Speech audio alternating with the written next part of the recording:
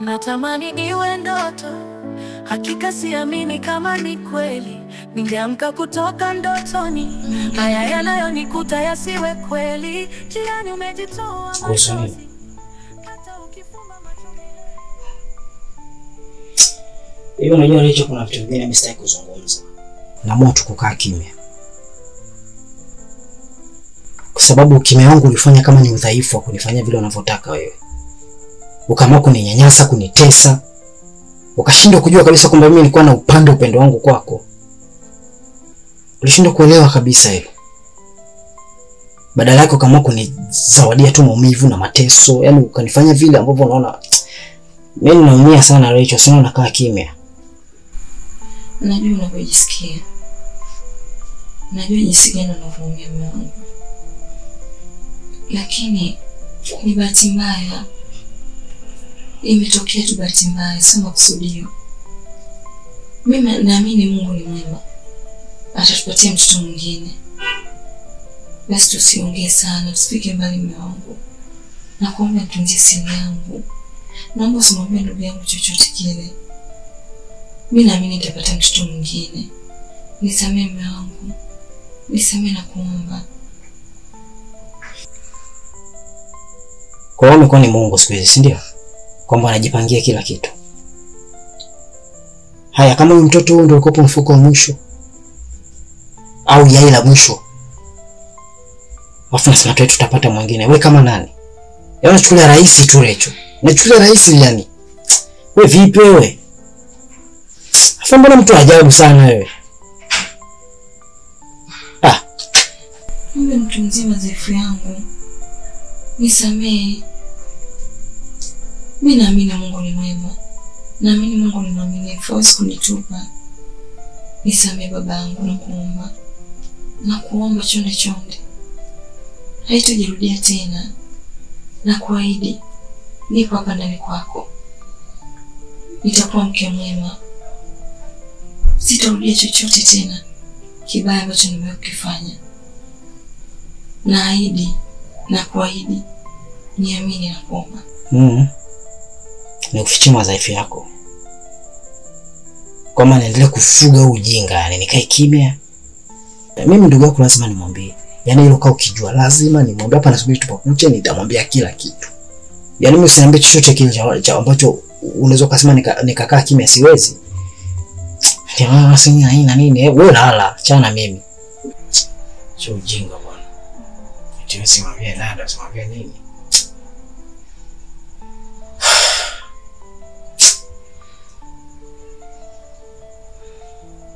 Lala, unasubiri nini? Si ulale. Unasubiri nini? Mimi sipandi kitandani kulala, ndalala hapa. Wewe panda ulala. Ina maana hujanisamehe. Njoo ulale. Sijisikii kulala na wewe.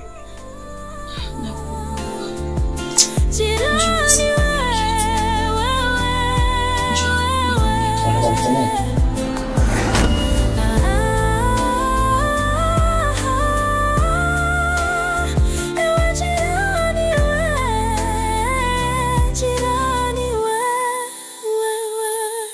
Nilijenga undugu na karibu, nikizania wewe ni mtu. Sikuzani kuwa huna huyu, siwa uji siwa maji. Natamani iwe ndoto, hakika siamini kama ni kweli. Ningeamka kutoka ndotoni, haya yanayonikuta yasiwe kweli. Jirani umejitoa machozi, hata ukifumba macho milele. Siwe kukusahau kamwe. Wanasema jirani ni ndugu, ila kuna wengine amekosa utu. Jirani wewe, wewe,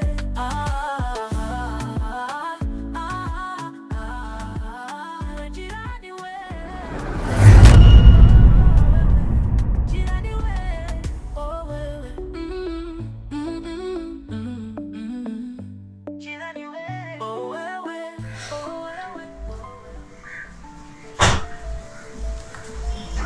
Naomba uniambie ukweli. Ilikuwaje ukaingia kwa Gumbo angali Gumbo hayupo? Na je, ni leo tu ama ni siku zote?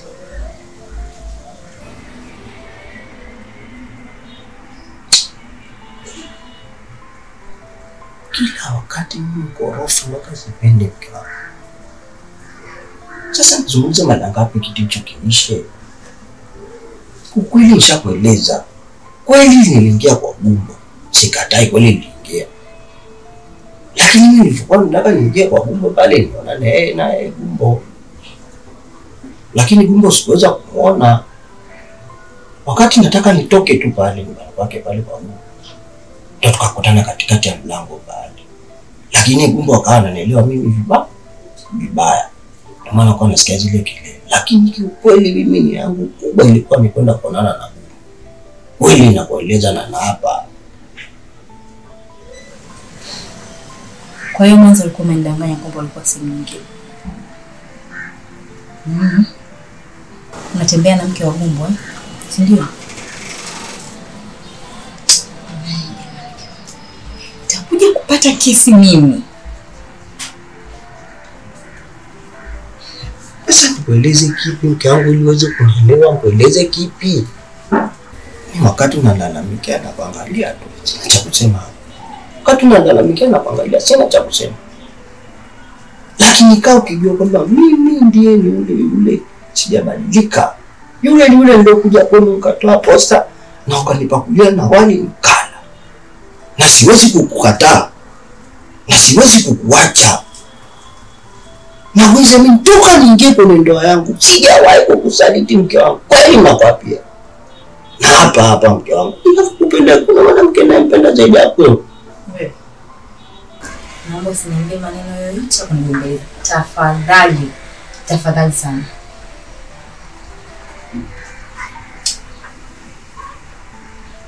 Yaani kila siku na kazi ya kuendeleza tu. Kila siku. Hapo uchelewe. Sasa na usije ukamvalia jinsi leo unajua na kujua tabia yako ushaanza kukasirika hapo. Usije ukanivalia kipenzi. Kweli?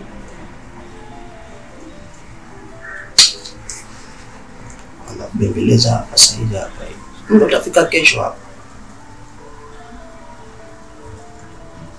Na Gumbo naye ndio mtu anaanza kulopoka. Yaani mtu akuzungumzia ndani anaanza kulopoka.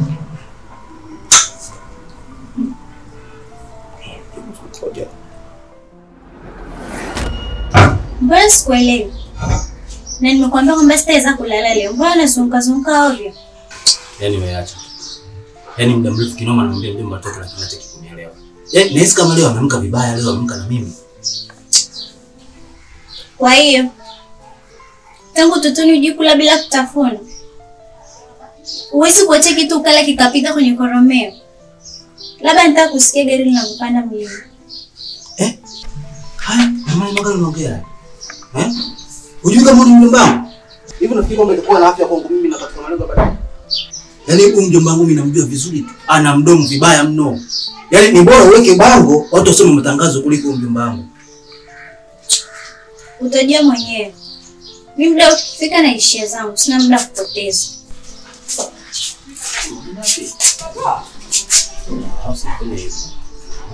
Unajua kabisa kwa katika mama. Yaani mjomba tunakuja kulipa kila kitu. Na mimi nipe nini? Sawa. Sawa.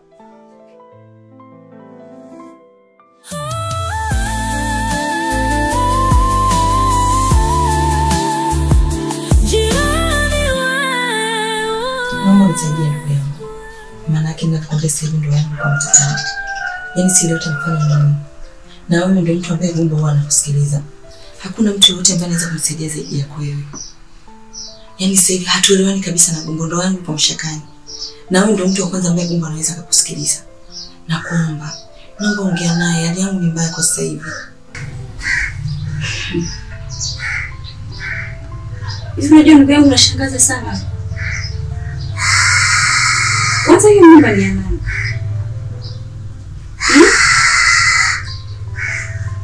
Na kwa nini usizae na Gumbo? Mtu unaishi naye huko ndani. Na huduma zote anakupa. Kwa tatizo liko wapi?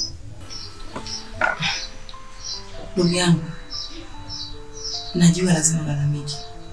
Lakini kile nilichokifanya mimi hatasinyatia. Kiukweli mimba haikuwa ya Gumbo. Kwa mimi nikawa naogopa. Alafu sikutaka kumpa damu ambayo si ya kwake. Mzani ningejifungua mtoto ungekwaje. Ndio maana nikaamua kutoa. Sasa nachonitisha nataka kumwambia mama. Mzani nitakuwa kwenye hali gani jamani? Nisaidie. Wewe msaada wangu wa mwisho. Nakuomba. Mchele ni mzito. Na Sio kitu rahisi, unajua eh?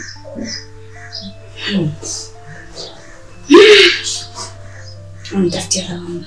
Hapana, mimi naweza. Sio kitu rahisi, unajua eh? Lakini wewe ndio unategemea.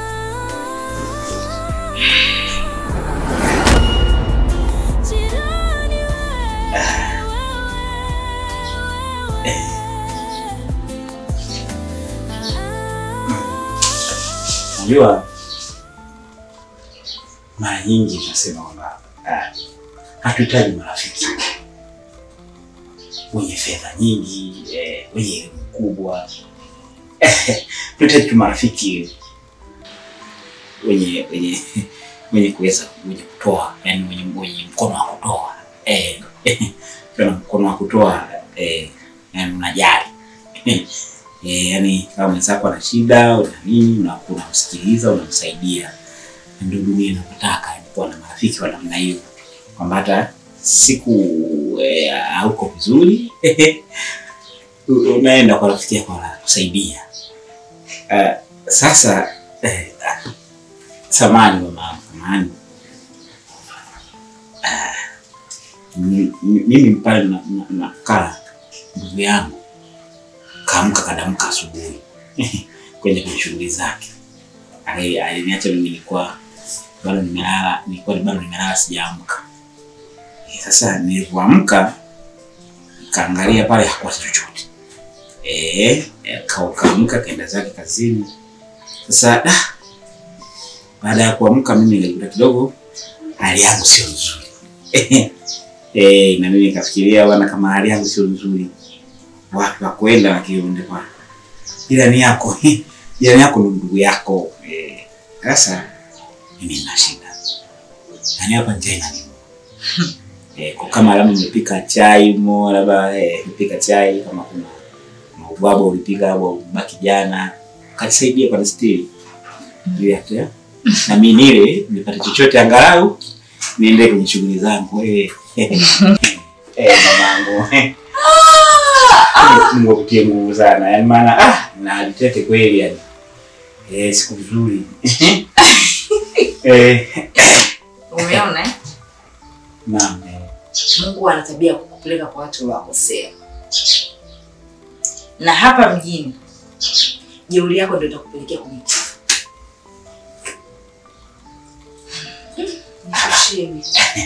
Sijakuelewa. Yaani sijakuelewa unamaanisha nini? Kwa sababu sio na hali yangu yenyewe na kidogo yani mwenyewe nakwangua. Yaani ningepata chai kidogo, ningepata nini? Bado nikuelewa kwa haraka. Yaani kwambie ndugu yangu, hapa umeramba darasa. Kupata kitu. Kuna unachopata. Sijakuelewa. Sijakuelewa unamaanisha nini? Sio na mamangu hali yangu mimi kidogo haiko sawa bwana, nasikia vibaya bwana. Ni vizuri tu uaje uko nje ukapata huduma kwa watu wengine. Ila kwangu, karata umechanga vibaya. Nirudie upya. Aba wangu, upate. Sijeuri wewe. Labda tutakushauri ndugu yangu. Rudi ulipotoka. Rudi ulipotoka. Yaani usitupe sisi kazi ya kutoa maelezo serikalini. Ukatupaika heka bure. Rudi ulipotoka. Mjini hapa hakuna shamba. Angalau kijijini utapata sehemu, sijui kuna limwa kidogo miogo, viazi, sijui hata mahindi, hata ukienda kumomba jirani yako atakwambia kachimba pale kama muogo utakula. Ukikosa hivyo basi utakula hata ingi la kuchoma. Hapa mjini hakuna shamba, kila kitu tunanunua. Unaelewa eh? Kila kitu pesa. Huna unachokipata baba. Fanya. Wewe mjini ukijitia mtu wa ikaeka, kaeka tunakupa bure. Aulipi. Bure tunakupa. Kitupa eka tunakupa eka. Yaani humo tu. Pressure yani akukaliki. Ukikaa hivi himo, ukikaa hivi himo. Ndio maisha yetu tunayoyapenda. Yaani ukiwa jeuri, jua na kutafuta. Na kwa jeuri afu una kitu, kwa mshamba kweli. Kwa mama yani imekutoka. Umeyasema umebananga. Kuomba chai. Kweli mama. Kweli mama na roho mbaya. Mno. Yaani kulinyima tu vichai mimi nikapata nikapasha tumbo. Mama una choyo. No. Yaani ufanani na roho yako. Kweli kabisa. Yaani ulivyo na roho yako tofauti. So daktari. Mama una roho. Asante mama. Hapo kwa kitu. Miziki tu. Mimi friji langu aligandishi blaza kaka. Watu wote watajua kama leo kuja kunipa chai.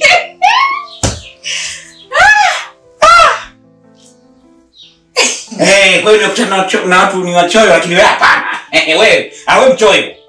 Mama mchoyo. Hivi vitu unafikiri unavuka navyo vitakuzika? Vyakula hivyo kwenda ukila hapa sasa na kujisaidia. Ndio nyima mtu kumsimange mtu chakula. Sasa utanizika. Unajua maneno mengine bwana misemo mingine iangelieni. Wewe utanizika. Kipindi upo kwenu huko unaniliu shamba unalima miogo utakuja kunizika mimi kwa msiba wangu. Sasa chali. Ziki zangu ndio zimeniponza. Yaani zika itazika hata na site. Ziki ndio zimeniponza mama. Asante. Ziki mbaya. Mbaya sana mama. Kwa maneno hayo. Kukaza. Chai tu yani hapo kuanzia hiyo ulipoamka mpaka sasa unashinda kukaza.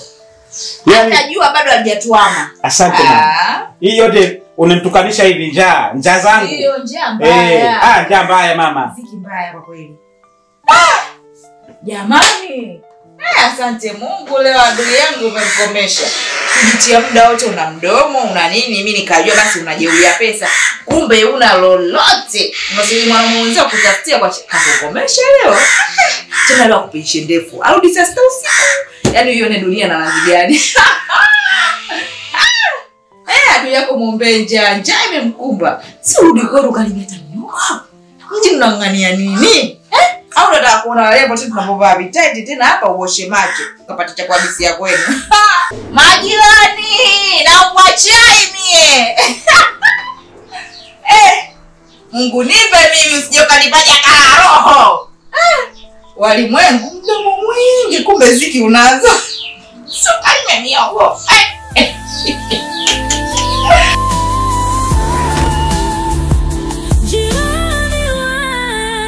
Nataka uniambie nani wewe. Hata kama umeitoa.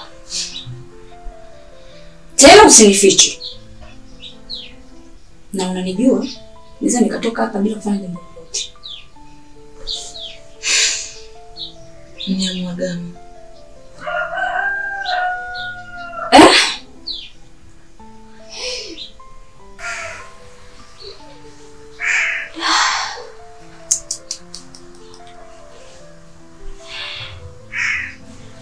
Unatembea na jirani yako.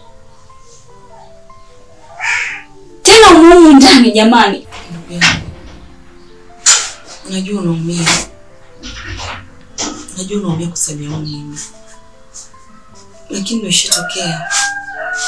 Na kama ishatokea hamna jinsi. Maji shamwagika. Hatuwezi kuyazoa. Kwa mimi nilikuwa tunakuomba. Naomba nistiri. Hivi madeka na nini? Anakudanganya na nini yule? Mungu anakujali kwa kila kitu. Hivi niambie anakupa nini? Niambie. Naomba nistiri ndugu yangu. Kwa sababu wewe ndio msaada wangu wa mwisho kama nilivyokuambia. Hafu. Kinachoniuma zaidi. Mama wangu ana ugonjwa wa moyo. Na unalijua hilo. Vipi kama mama wangu akapata hizo taarifa?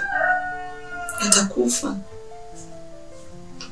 Na akifa mimi nitakuwa mgeni wa nani? Naenda kwa nani? Mimi nitakuwa yatima. Nakuomba ndugu yangu, naomba tunisaidie. Nakuomba. Hili jambo ni zito. Sio rahisi kulibeba. Nisaidie ndugu yangu. Lakini mambo ndani huwezi kuyajua. Mimi naenda pale kujiliwaza tu, hamna kitu kingine chochote nilichokifuata. Naomba tusiongee sana. Nahitaji msaada wako, nakuomba. Najua kwamba unaumia kwa sababu yangu. Najua. Lakini basi nisaidie kwa hili. Haitakuja kujitokeza kitu kingine tena kibaya zaidi ya hichi. Nakuomba.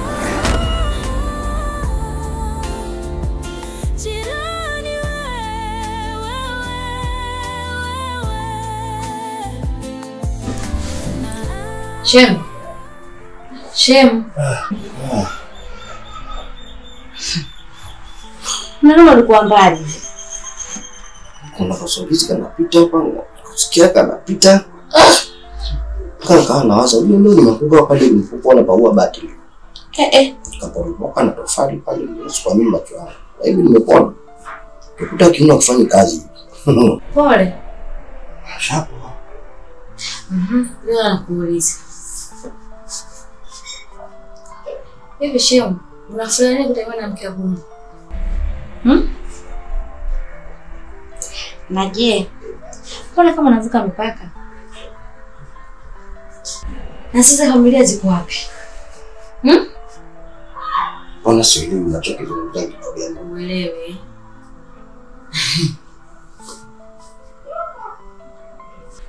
Yaani nina uhakika kabisa hakuna mtu ambaye anaweza kukwambia. Aliyekwambia nani? Nakumbuka ile siku nilokufuma, umeshika shati mkononi. Ukajifanya kuzuga, lakini nilihisi kabisa kitu. Hata ule nguvu wa dada na wewe. Sababu ni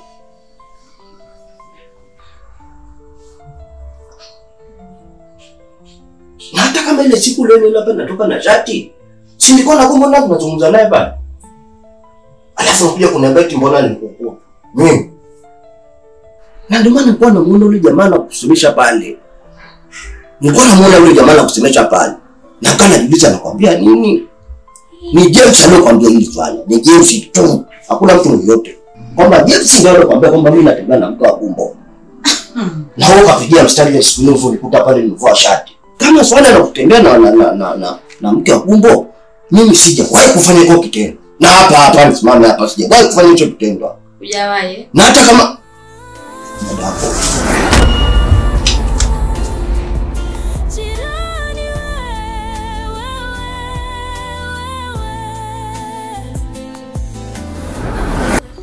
Mdogo wangu, vipi kuhusu Gumbo?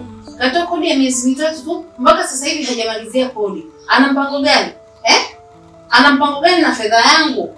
Alafu anachukua ni mpangaji mwingine. Ninapokujua mdogo wangu, huo mdomo ulionao wewe, ungekuwa umeshaenda kumtangaza huko, umeshatangaza huko, ungekuwa ni mpangaji mwingine. Yule hujalipa kodi, umeshanipigia simu, umeshafanya hivi. Vipi kwa Gumbo?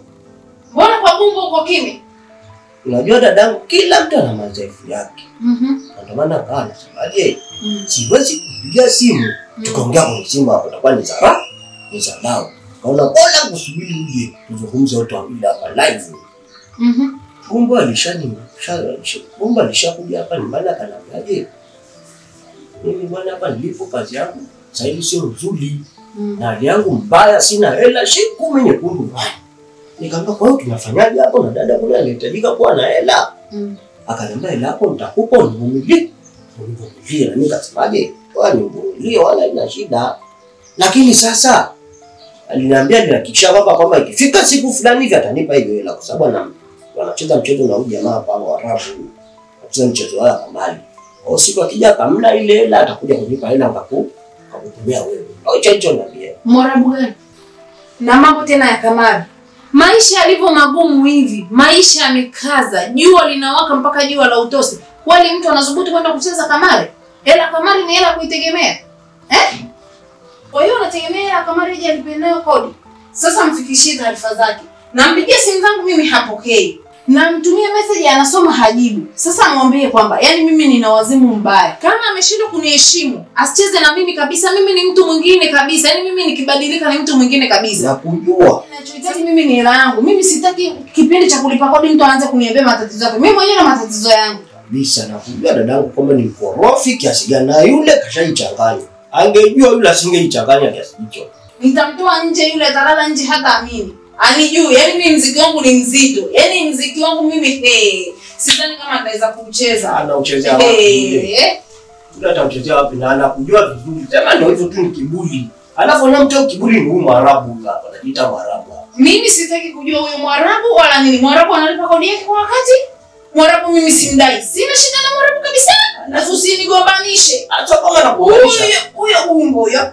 Mwambie kabisa. Yaani kwanza nikikutana naye, ama zake ama zangu. Anilipe kodi yangu ama nije nimtoe. Sitaki mambo ujinga kabisa.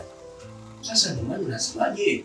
Ukianza kubishana naye yule ni cha mwanzo cha kwanza kujizalilisha. Yule niakie mimi. Mimi nitaongea, usiongee naye. Wala ukimwona hivi usimpoe. Usimfuate usimwangalishe. Yule niachie mimi nitazungumza naye. Nipa hiyo hela. Akutumia hela na nipe mimi kutumia. Nimekwambia mwambie anitumie hela yangu mimi direct na ninampa siku ya leo tu. Ikifika kesho tutaonana wabaya. Mwambie kabisa tutaonana wabaya kwa sababu wewe unaonekana unamtetea huyo Gumbo. Wala usimuulize. Fanya kama vile hajatokea kitu damu. Umeelewa? Mimi sitaki mimi nachotaka ni hela tu. Sitaki maneno mengi mimi sijui ni kinini lakini nikikutana naye ama zake ama zangu. Unaachana naye. Yaani tatizo ni huyu Mwarabu ndio anamshawishi huyu jamaa mpaka anatumia hela. Mpaka hela za ndani za kodi anatumia huyu Mwarabu. Mimi sijui acheze kamari, acheze nini, ashawishwe na Mwarabu, ashawishwe sijui na nani. Mimi nimesema nikikutana naye mwambie ama zake ama zangu. Alafu dadangu nafikiri Mwarabu ni Mwarabu kweli. Ana Mwarabu gani ule? Ile rangi. Wakati nyani kaeka magalio. Yule ni Mpemba. Tena wa huko chake chake huko. Atajua yeye, mimi nachotaka ni langu. Mimi Mwarabu mimi sina shida naye kabisa kwa sababu kodi yake kashalipa. Yaani mziki wangu atatafuta kwa kucheza maana uwanja utakuwa ni mdogo. Na kibwa cha kuvaa shenzi. Yaani atanitambua. Au kaongelea sasa hivi hapa. Mimi sijui, wewe fikishie ujumbe wangu. Mimi si mtamu sana ziona anazidharau. Hapokei simu. Sasa ngoja nimkamate. Ngoja nimtaka na usimpigie simu tena hapo. Mimi nitampigia taona live tu hapo. Sina muda kumpigia tena simu ila ujumbe wangu naomba ufikishe. Kwa sababu wewe nimekuchagua kusimamia nyumba naona sasa kuna majukumu ambayo naona unashindwa kuyafuatilia. Sasa nimekutuma. Ikifika kesho sijapata hela yangu, ataniona mbaya.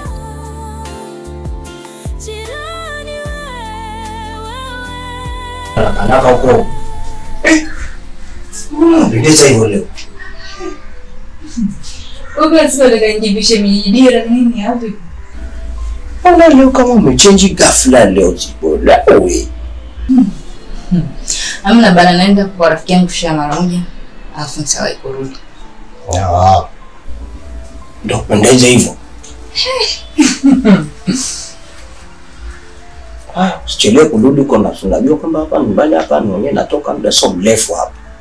Naenda kule kwa jamaa wangu ule nataka nizungumze na masuala ya hela. Alafu nikirudi hivi na hisi utakuwa tayari usharudi au utachelewa kidogo? Nitawahi kurudi. Tayari. Mimi nambaya hata kama ukichelewa kwamba lakini kikubwa umeniaga. Maana unajua mdogo wako ana akili vizuri. Wote tunaondoka hapa yenye akili timamu. Yule ndo baki peke yake ndo chizi yule. Kwa anaweza kawasha ile gesi pale akanipoti kibanda hapa. Ndo tunacholingia hapa mjini hapa. Jamani, mbona unapenda kumzungumzia hivyo? Unapenda kumtoa akili kila siku. Kuna wakati mwingine anisikia vibaya, sio vizuri bwana. Sasa kama tunataka tumpe uhuru wake. Sasa kama mtu anazungumza kweli jamani ni shida. Haya basi nisamehewe. Ngoja kwanza.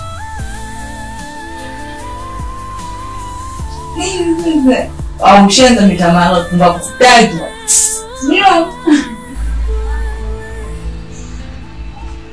Alafu unajua kichwa cha juu hiki kiko kibovu hiki.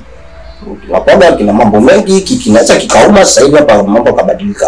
Wewe. Naijua hiyo sirudi mimi kwa ndani. Angalia.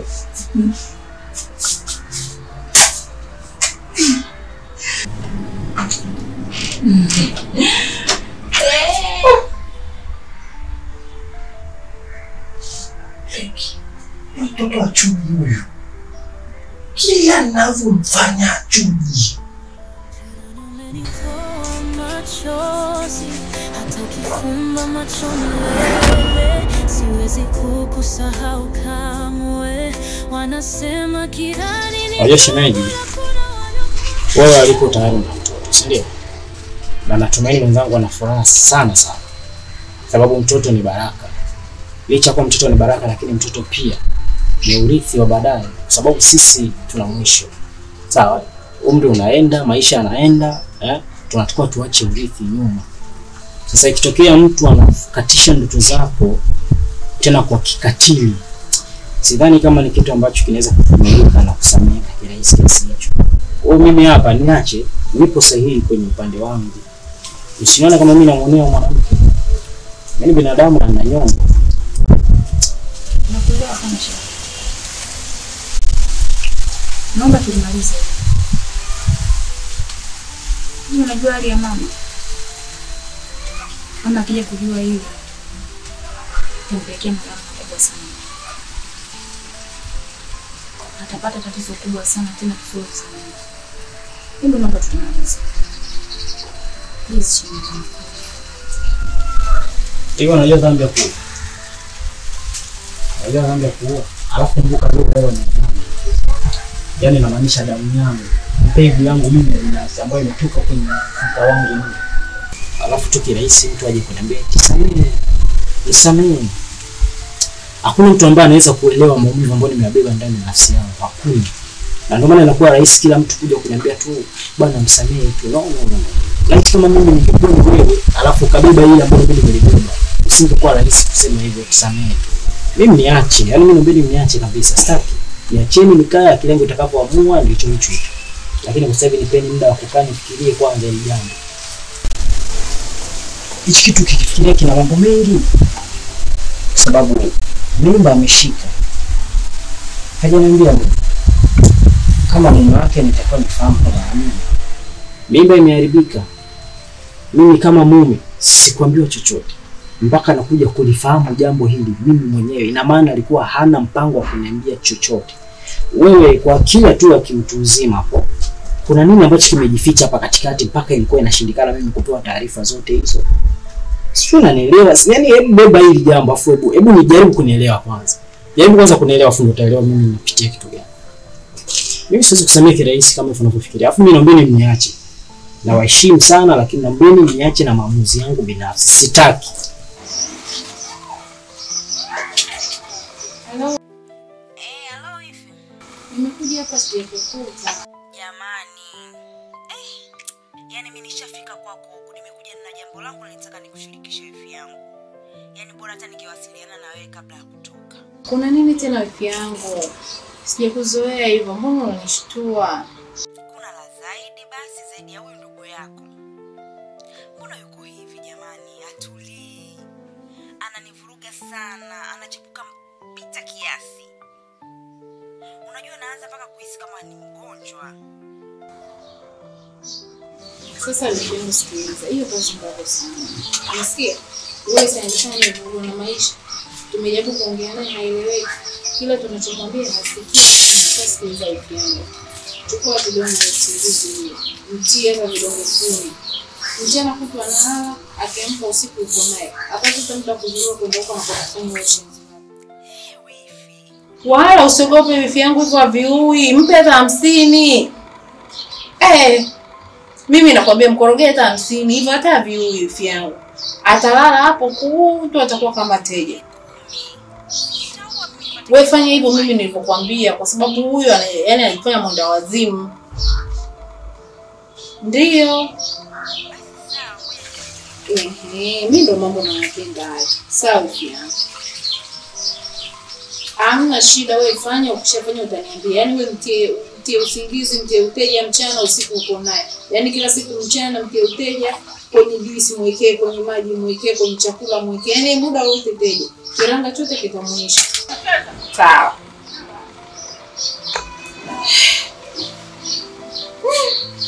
Mdogo wangu.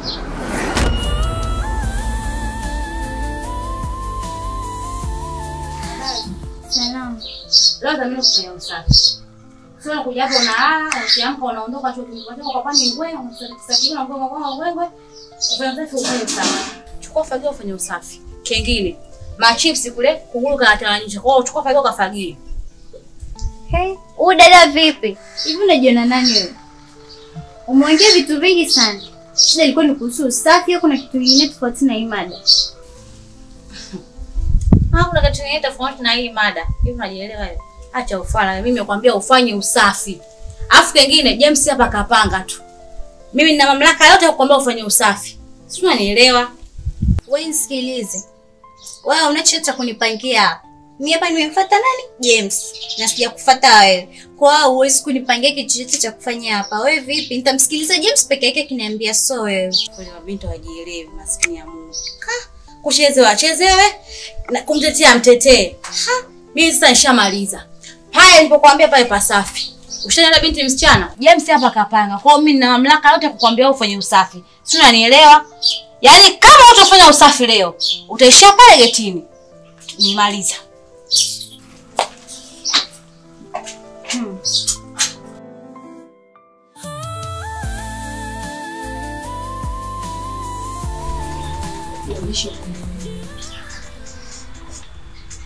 Hakikisha umefanya hasahau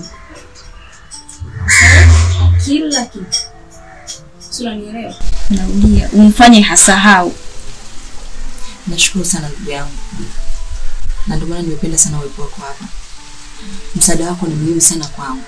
Najua ndio unanisumbua ndoa yako. Ila nakuomba. Naomba kama una silaha yoyote ambayo unaweza kunisaidia nikaitumia kurudisha penzi langu kwa mume wangu au penzi lake kwangu. Naomba nisaidie ndugu yangu. Nakuomba. Kama unakumbuka ulikuwa unajiachia. Kuna ponda raha mwenyewe bila kujali. Nini kinatokea? Basi usiwe na shaka. Kama nilivyokuambia. Ninachokuomba tu, naomba utunzie siri yangu. Nakuomba usije ukashawishika kumwambia mtu yoyote yule. Wewe ndio siri wangu. Naomba siri hiyo uitunze mpaka pale atakapokwenda kuhukumu Mwenyezi Mungu. Na mimi Mwenyezi Mungu hata mimi pia atanisamehe. Nakuomba.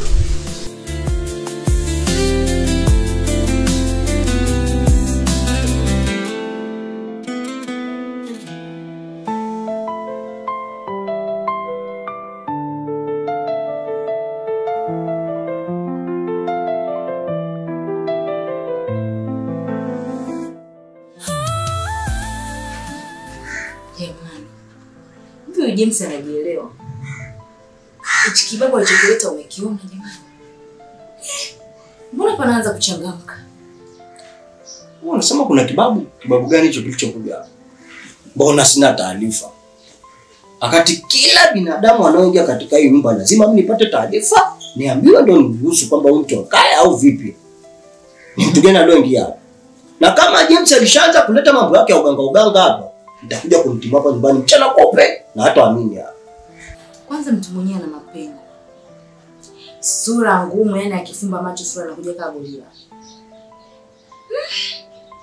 Yaani sijui baba anaanza kuchanganyikiwa, sijui maisha ndio anamuendesha mpaka yani aeleweki hivi.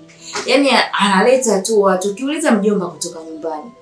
Hii nyumba itakuja kwanza kuishi watu 100 sasa. Umeona kilichokuwa kinaendelea? Alafu wewe ndio ulikuwa unamtetea. Unaona kama vile mimi namuonea, kumbe mimi nina maana yangu kumwambia vile. Usubiri unaweza kuroga. Kwa sababu wewe ndio unamtetea James kila wakati, kila ninapomwataki James wewe unamtetea na kuingia kifuani. Kwani mimi namtetea kwa ajili ya watu kukaa? Mimi sinamtetea kwa ajili ya mdogo wangu au? Mdogo wako wapi? Wakati unakaza kumlingia kwa wewe, kwani unafuatilia James? Kwani yuko hivi? Kwani yuko hivi? Unanikia kwa lakini hapa mimi. Sasa ngoja uone mwanze kurogwa. Kamdomo koma. Kamdomo koma wapi? Kuletea hizo taifa na tutagombana sasa hivi. Mimi nimekwambia masuala mengine unaleta mambo mengine. Tutagombana sasa hivi. Alafu mimi kila nikiwaza kwa nini leo nimelala na kandamizwa na mto pale? Kumbe kuna mtu kaingia bila msaada. Jamani. Wewe mbaki boko. Nimelala sasa hivi mchana hapa nimekandamizwa na mto hapa. Mungu nipe sije kanipa donda mimi ngapata tabia ya kuuguza. Nikisema nimeyaona yote nakosea. Oya kitu gani? Mimi nakuuliza kitu. Kwa nini? Kakata shenzi huyo. Anakata misimu hapa. Anajua mimi nataka nizungumze kitu gani? Ngoja. Baba nakuletea waganga. Ngoja. Atarudi hapa nilese iko kilichokuja hapo kitu gani na tunaondoka lini? Ngoja. Hicho kilichomfunga paka kengele. Kipi? Watulia kwa. kumeanza kunoga. Nacheka mazuri hapa.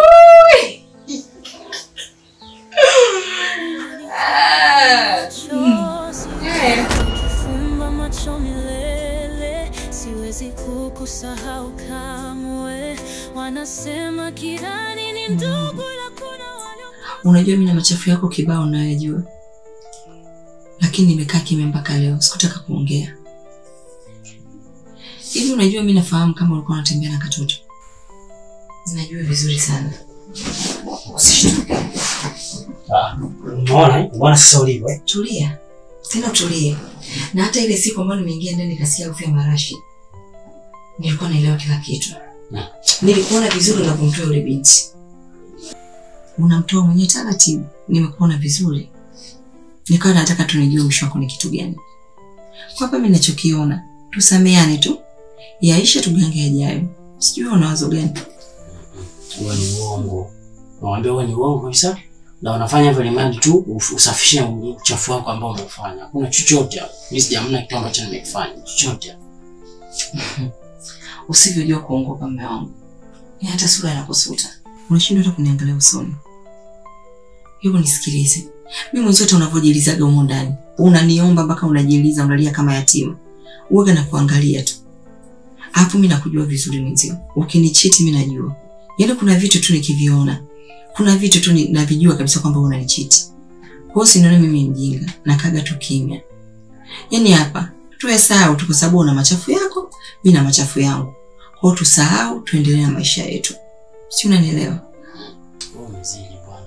Na wewe hapo vimezidi. So hapo yaani usifanye ndio kama sababu ya kufanya sasa hapo uanze kujifanyia ni mwema sana. Nisikize nikwambie. Subiri nipone mume wangu. Nikishapona kuna kitu nitakuonyesha. Yaani hicho kitu hujawahi kukiona tangu uanze kuishi na mimi. Na mimi nitafurahi sana. Kitu gani? Usijali. Sasa unitokeza hata kidogo. Hapana, usijali mume wangu. Utafurahi sana na kuahidi. Kweli. Sisha. Kidogo sasa. Vimache mbili zako. Ukianza kufufua makaburi na mimi nafufua. Sawa. Wanasema jirani ni ndugu, ila kuna wengine wamekosa utu. Jirani wewe, wewe,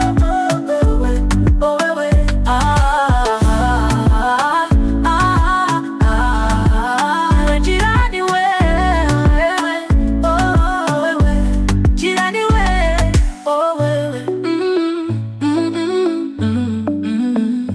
jirani wewe, ewe jirani wewe.